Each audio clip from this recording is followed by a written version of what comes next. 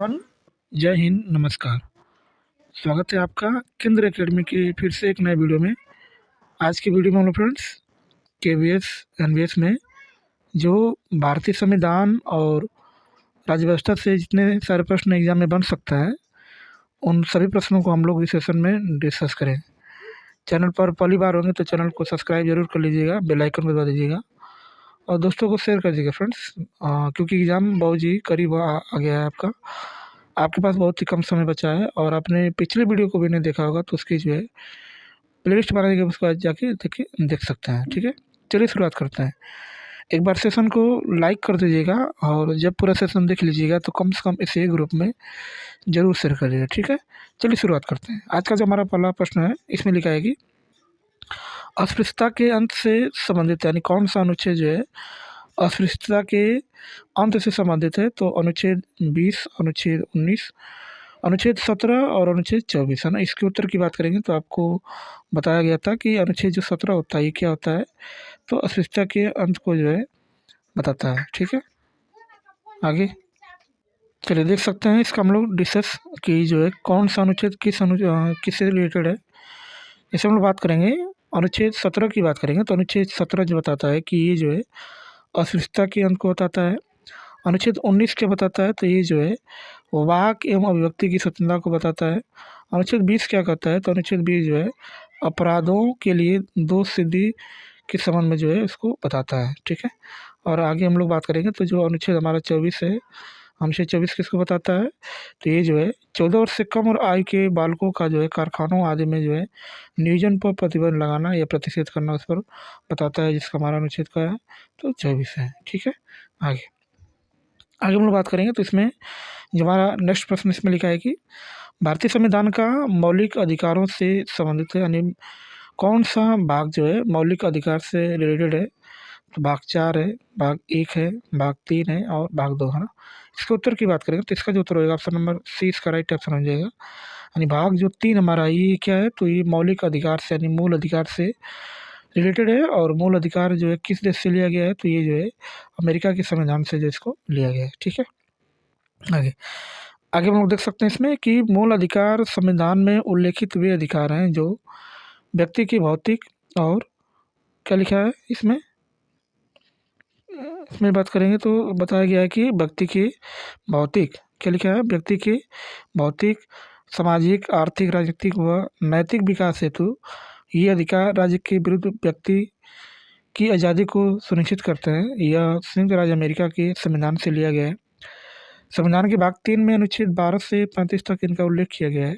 और भाग 3 को भारत का क्या बोलते हैं, इसको जो है मैग्ना कार्टा बोला जाता है, जो हमारा भाग 3 है। ठीक है, और ये जो है अमेरिका के संविधान से जिसको लिया गया है। ठीक है, आगे आगे हम लोग बात करेंगे। नेक्स्ट इसमें जो हमारा प्रश्न है कि अनुच्छेद प्रावधान का कौन सा युग्म सही है।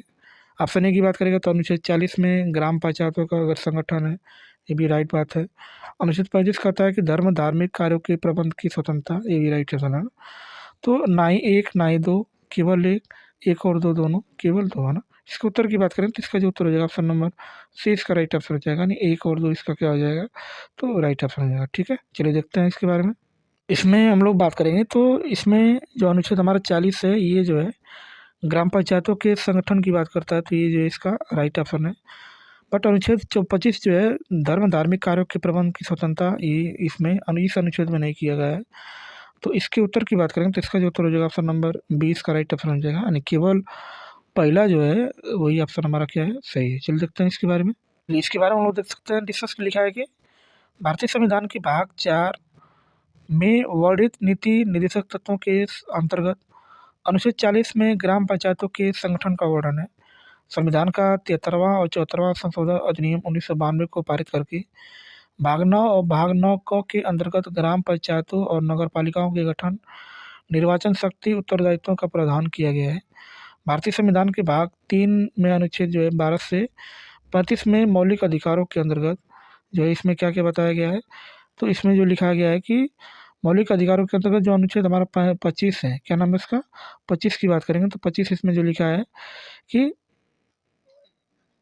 अनुच्छेद 25 बोलता है कि धर्म के अबाध रूप में मानने, आचरण और प्रचार करने की स्वतंत्रता। जबकि अनुच्छेद 26 में जो है धार्मिक कार्यों के प्रबंधक की स्वतंत्रता का वर्णन किया गया है। अतः कथन एक हमारा क्या है, सत्य है, लेकिन कथन दो हमारा क्या है, तो असत्य है। ठीक है, आगे चलिए 63 की बात करेंगे। 63 हमारा जो इसमें प्रश्न बताया गया है कि भारत के संविधान में कितने अनुच्छेद हैं, बताया गया है। ऑप्शन ए की बात करेगा तो 410, 365 और 375 और 395।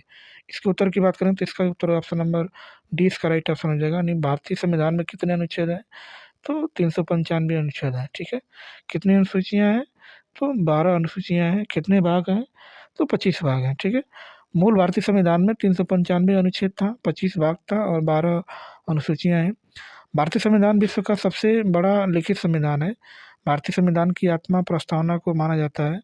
भारतीय संविधान में एकल नागरिकता का क्या है, तो प्रावधान किया गया है। ठीक है, आगे आगे हम लोग बात करेंगे 64 की बात करेंगे। तो भारत के संविधान में कितनी अनुसूचियाँ हैं, तो अभी हमने इसके बारे में बताया भी है। कितनी अनुसूचियाँ हैं, तो 12 अनुसूचियाँ थी। जिस समय जो है भारतीय संविधान का निर्माण किया गया तो उस समय केवल 8 अनुसूचियाँ थी, लेकिन बाद में जो इसको जो है सुधार किया गया है। ठीक है, इसमें कितनी अनुसूचियाँ, पहले अनुसूचियाँ 8 थी, बाद में कितनी हो गई है, 12 अनुसूचियाँ हो गई। ठीक है, आगे अब इसमें हम लोग देखेंगे कि फ्रेंड्स जो है कौन सी अनुसूची जो है इसमें इसका संशोधन किया था किस वर्ष में, और इस किस संबंध क्षेत्र में है। जो हमारी 4 नई अनुसूचियाँ हैं, जिसमें क्योंकि जिस समय संविधान बना तो उसमें 8 ही अनुसूचियाँ थी। चौथी 4 अनुसूचियाँ कब जोड़ी गई और किससे जोड़ी गई, इससे हम लोग बात करेंगे। जैसे 9वीं अनुसूची की बात करेंगे तो ये जो है प्रथम संविधान संशोधन हुआ था 1951 में, और ये जो है भूमि सुधार से रिलेटेड है। 10वीं की बात करेंगे तो ये 52वां संविधान संशोधन 1985 में किया गया था, और ये जो है राजनीतिक दल बदल से जो है रिलेटेड है। 11वीं की बात करेंगे तो ये जो है 73वां संविधान संशोधन है, और ये 1992 में किया गया है। ये जो पंचायत के बारे में बताया गया है। और 12वीं की बात करेंगे तो ये 74वें संविधान संशोधन 1992 में, और ये जो है नगर पालिका से जो है रिलेटेड है। ठीक है, चलिए आगे हम लोग बात करेंगे 65वें प्रश्न की बात करेंगे। तो 65वां प्रश्न में जो बताया गया है कि भारतीय संविधान का जो अनुच्छेद 5 से 11 से किससे संबंधित है, मूल अधिकार से, मूल कर्तव्य से, नागरिकता से और संघ कार्यकारिणी से, ना। इसके उत्तर की बात करेंगे तो इसका जो उत्तर हो जाएगा ऑप्शन नंबर सी इसका राइट ऑप्शन हो जाएगा। नागरिकता इसका क्या हो जाएगा, राइट ऑप्शन हो जाएगा। ये भाग 2 में है, अनुच्छेद 5 से 11 तक जो इसमें वर्णित किया गया है, जो हमारा नागरिकता के बारे में वर्णन किया गया है। ठीक है, चलिए इसमें बात करेंगे हम लोग। तो देख सकते हैं इसमें कि भारतीय संविधान की भाग 2 में अनुच्छेद 5 से 11 तक नागरिकता का वर्णन किया गया है ना। किसका वर्णन किया गया है, तो नागरिकता का वर्णन किया गया है। भारत में ब्रिटेन के समान एकल नागरिकता का प्रावधान है।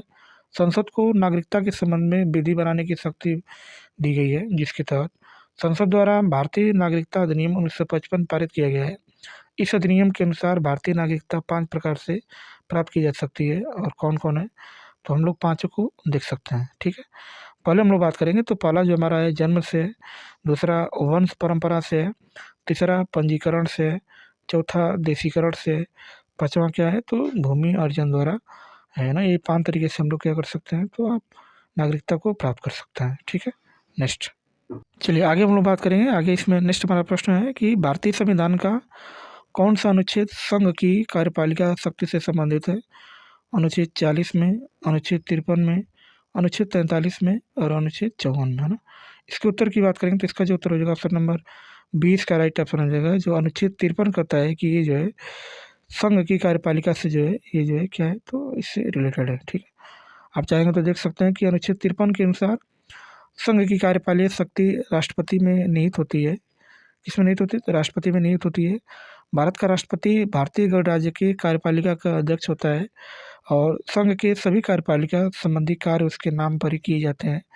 और भारतीय सशस्त्र सेनाओं का क्या होता है, तो सर्वोच्च सेनानायक भी होता है। ठीक है, आगे आगे हम लोग बात करें। नेक्स्ट इसमें प्रश्न हमारा बन रहा है कि भारतीय संविधान का संघ राज्य क्षेत्रों के प्रशासन से संबंधित है।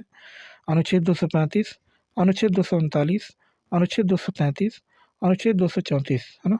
इसके उत्तर की बात करें तो इसका जो उत्तर हो जाएगा ऑप्शन नंबर 20 का राइट ऑप्शन हो जाएगा। अनुच्छेद 239 इसका क्या हो जाएगा, तो राइट ऑप्शन हो जाएगा। ठीक है, आगे आप इसमें चाहेंगे तो आप इसके बारे में देख सकते हैं कि इसके बारे में क्या बताया गया है कि जो अनुच्छेद 239 है, केंद्र शासित प्रदेशों का प्रशासन राष्ट्रपति द्वारा होगा।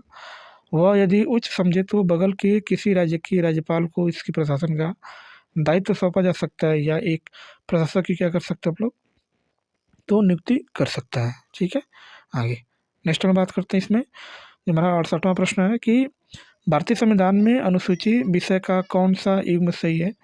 जैसे पहले अनुसूची की बात करेंगे तो राज्य से, 8वीं अनुसूची की बात करेंगे तो ये भाषा से रिलेटेड है ना। तो केवल एक सही है, केवल दो सही है, ना ही एक और ना ही दो, और ऑप्शन नंबर डी जो है केवल एक और दो दोनों। इसका उत्तर हो जाएगा एक और दो दोनों सही है। पहली अनुसूची संघ एवं राज्य क्षेत्र, 8वीं अनुसूची जो है इसमें भाषाओं का जो है इसमें उल्लेख किया गया है। ठीक है, देखिए इसमें कि जो प्रथम अनुसूची है ये क्या बताया गया है, तो प्रथम अनुसूची जो है ये संघ और राज्य संघ शासित प्रदेश क्षेत्र के बारे में बताया गया है। दूसरी अनुसूची की बात करेंगे तो ये जो वेतन भत्ता के बारे में बताया गया है। 8वीं अनुसूची की बात करेंगे तो ये जो है भाषा के बारे में बताया गया है। और 10वीं अनुसूची की बात करेंगे तो ये जो है दल बदल प्रणाली को जो है बताया गया है।